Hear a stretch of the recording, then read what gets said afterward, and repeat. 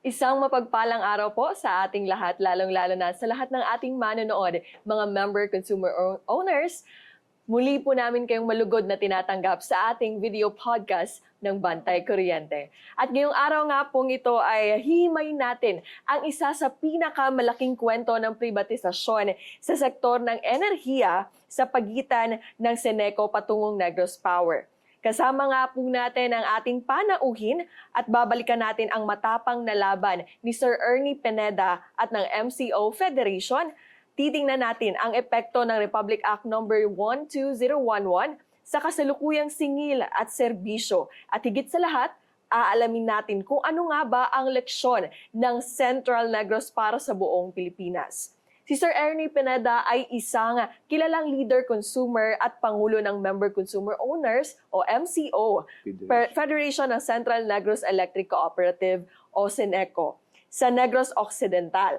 Siya ang naging pangunahing mukha ng pagtutol sa privatisasyon ng kuryente at sa Joint Venture Agreement o JVA kasama ang Prime Electric NEPC. Magandang araw po sa inyo, Sir Ernie. Magandang araw man, bless na. And so, meron po kaming mga inihandang katanungan para po sa inyo. Yes. Sino nga po ba si Ernie Pineda sa mata ng mga ordinaryong consumer? At paano siya naging mukha ng pagtutol sa privatisasyon ng Seneco? Bali, tayo ng presidente ng member consumer owner sa isang federation sa Siam na district na ng Central Negros Electric Cooperative. Maaari niyo rin po bang ilahad ang konteksto o paano nga po ba nagkaroon ng JVA sa pagitan ng Seneco at ng Prime Electric? Ang Prime Electric kasi may proposal sila na ma-joint venture with the Seneco. Pero during the time ng AGMA, hindi naman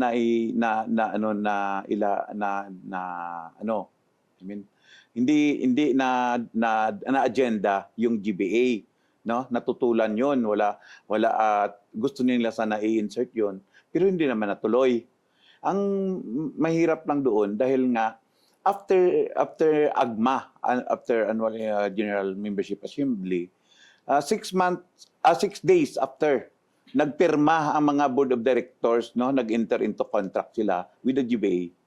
So yun na ang rason ba't nagkaroon kami ng interim board, no? Dahil nga sa charter din ng Seneco na kung magkasala yung mga board of directors, pwede makapatawag ang member consumer owner basta more than 100 lang sila, makapatawag sila ng special session, no? So and during that special session, may attend. So ang attendees namin noon is mga 142, no? From different district, at tinawag namin yung interim board, no? At represented ng bawat district, no? So ang presidente ng MCO sa bawat district na-elect as director sa kanilang district, no? At ako naman na elect as federation, as president, naging president ng interim board. Yun. Tutol kami doon sa sa proposal nila ng GBA, sa napirmahan nila ng GBA, at lahat yun ang general manager namin ay pinalitan din namin, pinatalsik namin ng lahat ng board of directors at kaming mga interim board na ang pumalit sa kanila. At ang general manager namin, pinatalsik din namin at pinalitan ng mga management committee that composes of 3 division managers, no?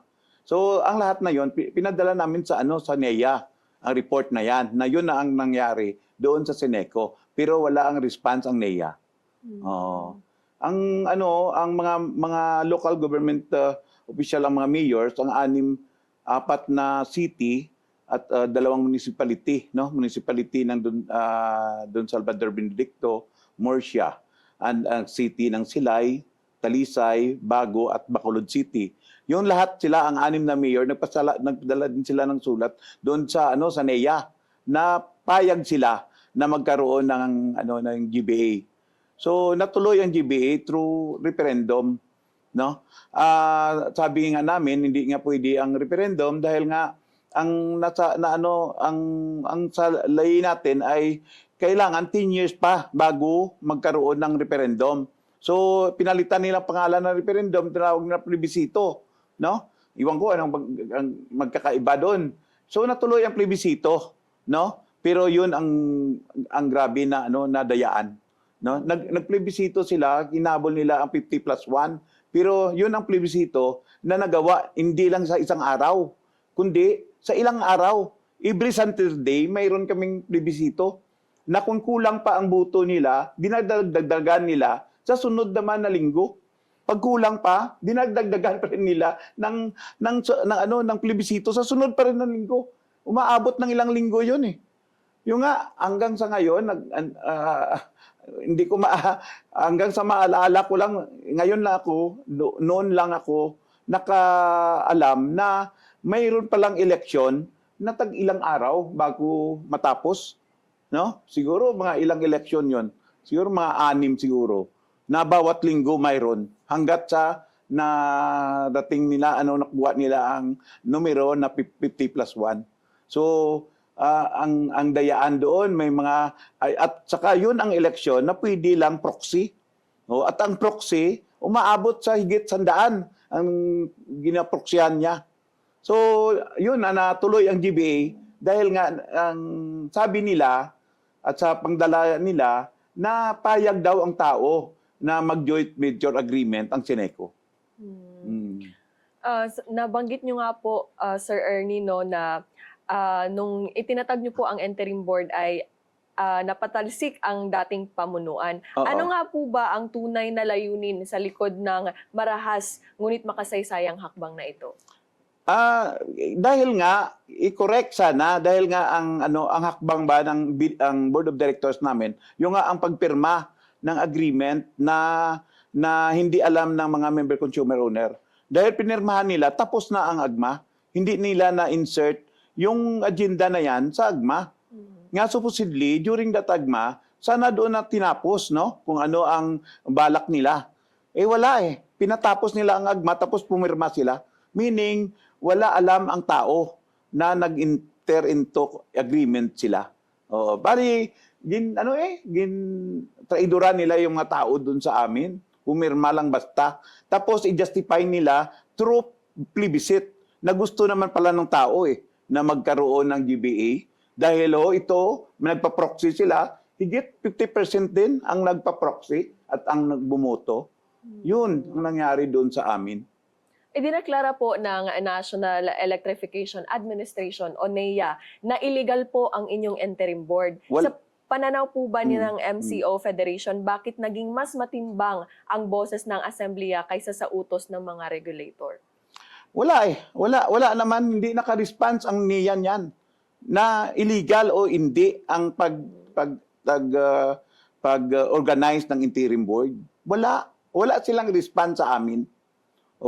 Tapos ang AGMA, 'yun ang boses ng tao. At ang may-ari ng Seneco ay ang General Assembly, ang member consumer owner, 'di ba? So, 'yun nga, lahat na nangyari sa amin, no? Nagawa nila in connivance with NEA. Dahil ang kapatid ni NEA, ang kapatid ng NEA administrator na nagtrabaho diyan sa Ignite, sa More Power. Yun, hanggang ngayon, hindi nila yan nasagot. Nakaabot na kami doon sa public hearing sa Senate. Yun ang tanong namin, ba't ang kapatid mo nandun sa More Power na yun ang may balak na bumili ng Seneco? Dayon siya ang NEA administrator. Hindi nasagot yun. Noong dinala po ninyo ang laban sa Senado, noong unang bahagi ng 2024, ano po ba ang mga pinakamalakas na argumentong inihain po ninyo upang pigilan ang prangkisa ng Negros Power? Una, may dayaan. Una, hindi nalatag. Ano ba? It is, bintaha ba yun sa member consumer owner? Hindi nasabi yun eh. At saka, hindi na-explain maigi kung kung ang proposal nila is favorable sa amin o hindi. Tapos, dinaya kami. Yun nga sabi ko tama ka klaro, na hindi sa AGMA dinaan yun. Walang approval ng member consumer owner yun at hindi pinadaan sa General Assembly. Ang pagpirma pa lang nila sa agreement after the AGMA, mali na Doon, nag-umpisa kami sa transaction sa More Power na yan, sa Ignite na yan, na mali. Kanila lang. Ang board of directors lang ang may alam, pero ang member consumer owner, wala. Yun ang nangyari doon sa amin. Sa pagkakapasa po ng Republic Act number 12011 na nilagdaan ni Pangulong Marcos Jr., tuluyan ng naging batas ang prangkisa ng Negros Power. Ano po ba ang naging pakiramdam ng pamunuan at ng mga kasama sa advokasya nang dumating ang legal na pagkatalong ito? Siyempre malungkot, no? At saka hindi advantageous sa mga member consumer owner. Di sakit sa amin na nagawa lang 'yon, ang prangkisa na 'yon, na-approve lang 'yon, pero sakit sa kalooban ng mga member consumer owner. Dahil hindi klaro sa amin, no? Dinaya kami, no? Sila lang ang gin-approve lang 'yan para matuloy 'yan, pero hindi klaro sa member consumer owner. At ang purpose nila hindi naman klaro sa amin bago 'yan nangyari, no? Hindi transparent. Walang transparency nga nagawa bago 'yan napirmahan. Ngayong operational na po ang Negros Power, ano po ba ang aktual na sitwasyon sa ground? Ramdam ba ng mga consumer ang ipinangakong 2.1 billion pesos modernisasyon o may mga lumabas na bagong suliranin? Isa ngayon sa akin, kung sa ako tanungin mo, wala Wala, hindi namin maramdaman. Okay naman sinasabi nila, wala nang burnout, blackout na lang. Isa sa mga pangunahing ikinatakot ninyo ay ang posibleng pagtaas ng singil ng kuryente dahil sa corporatization. Anong trend ng presyo ng kuryente ngayon kumpara noong hawak pa ito ng kooperatiba? Yun ang kinakabahan namin dahil dati doon ay 9 to 11 lang pesos per kilowatt hour. Ngayon, maabot ng pumapatak hanggang 13, 12 something, basta mga 13. So yun. Ang kinakabahan namin nangyayari na ngayon. Kumusta naman po ang kalagayan ng mga dating empleyado ng Seneco? Sapat ba ang naging kompensasyon at marami ba sa kanila ang totoong na-absorb ng bagong management? Ay, wala. Konti lang. Kung sino lang ang gusto nila, piling-pili lang. Oo. Natanggap nyo na po ba ang 30% dividends sa bagong kumpanya na NEPC? Saan po iyon napunta? Yun ang hindi maintindihan kung saan na yun. Kung paano na ngayon yun. No? Kaya halos naubos na nila yun. Yun ang dapat tanungin ang general manager namin at saka mga board of directors namin na ewan ko. Kung mayroon man yun, saan na yun? Yun ang dapat balikan namin. At itanungin ang mga board of directors na kung saan na yon. Kung mayroon ba, saan na yon. No, hindi na pupunta yon sa mga member consumer owner. Kung mayroon man. Nilinaw po kamakailan ng legal team ng Ignite Power na wala pang pinal o formal na negosasyong nagaganap. At ang mayroon pa lamang ay isang conditional acceptance mula sa Board of Directors ng Socoteco 2. Dahil itinakda ng batas, Presidential Decree No. 269 na kailangan ang pagsang-ayon ng mayorya 50% plus 1 ng halos 300,000 member consumer owners o MCOs. Sa pamamagitan ng isang referendum, paano pinaghahandaan ng mga grupo ng consumer ang malawakang edukasyon sa ground upang matiyak na mulat ang botohan at hindi mamanipula ang desisyon ng taong bayan? Hindi ko alam kung anong i-prepare nila. Basta ang sa amin, experience na namin kasi na lahat ng ginagawa nila matutuloy talaga dahil kung puro pandaraya lang ginagawa nila. At ang mahirap pa doon, yung mga implementing agencies, kasabwat pa sila. At saka, yung mga political leaders natin, mga government official natin, na kasabwat nila, no? Wala kang magawa talaga. Kagaya sa amin, nung nangyari yun, wala kaming magawa dahil nga, ang mayor namin, ang congressman namin, ay kasama na nila, no? Oo. Yung ang joke namin doon, nakapal doon.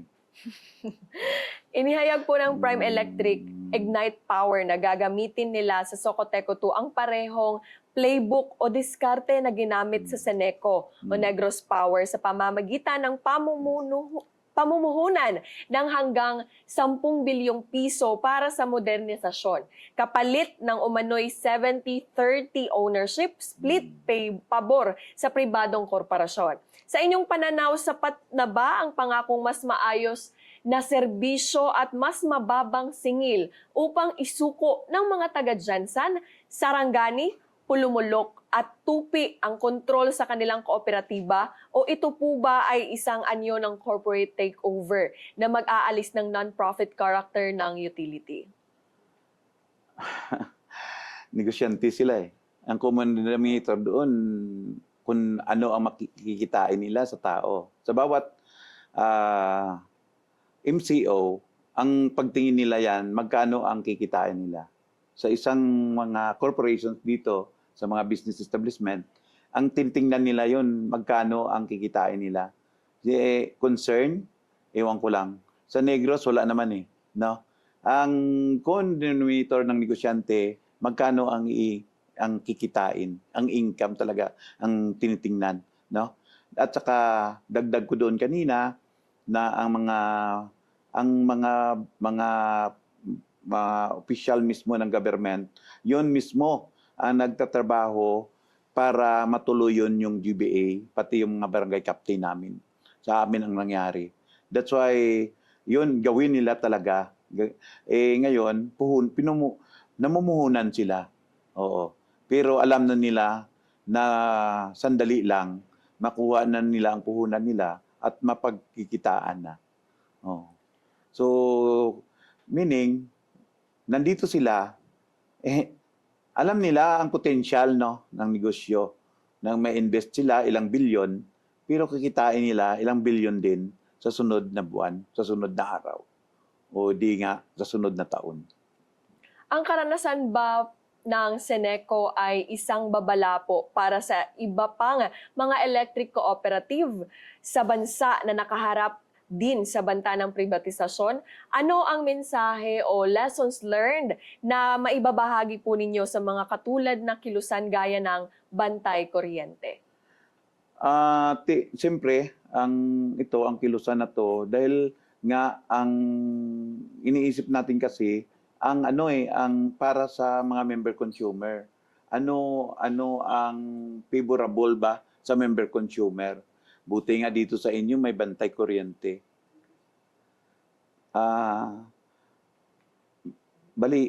Concerned sila sa mga member consumer owner. Buti nga na-organize ang bantay kuryente. At buti nga may mga private individuals nga tumutulong, no? At mapag-isahan sa pagkontra nito sa mga proposal nila dahil nga alam naman natin kung ang cooperative kumikita, bumabalik 'yon sa member consumer owner. Pero kung private na 'yan, siyempre kabi na nila 'yon, 'di ba? So mas mabuti na matulungan natin tong bantay kuryente, masamahan natin 'to, mapag-isahan na kung maaari hindi makapasok ang mga private na firm na yan o private corporation na yan dahil nga alam na natin na hindi babalik sa mga member consumer owner yan, kundi kikitain nila yan. Yun lang siguro. Ayun, maraming salamat po Sir Ernie Pineda sa pagpapaunlak po ng aming imbitasyon ngayong araw. Thank you din at happy din kami na na-invite kami dito at ang away, ang sulong na at malaman ang na-experience namin, at least ang member consumer owner ng Socoteco, at least nalaman nyo na kung anong ginawa sa amin, sigurado kami, yun din ang gagawin nila dito. So, yun lang siguro. Ayan, maraming salamat po muli, Sir Ernie. At sa ating mga MCOs at sa lahat po ng ating mga manonood ngayon, naway nabigyang linaw po ang inyong mga katanungan at importante pong magkaroon tayo ng kaalaman ukol sa mga kasalukuyang nangyayari ngayon dahil nakasalalay po ang ating susunod na henerasyon sa ating mga desisyon ngayon.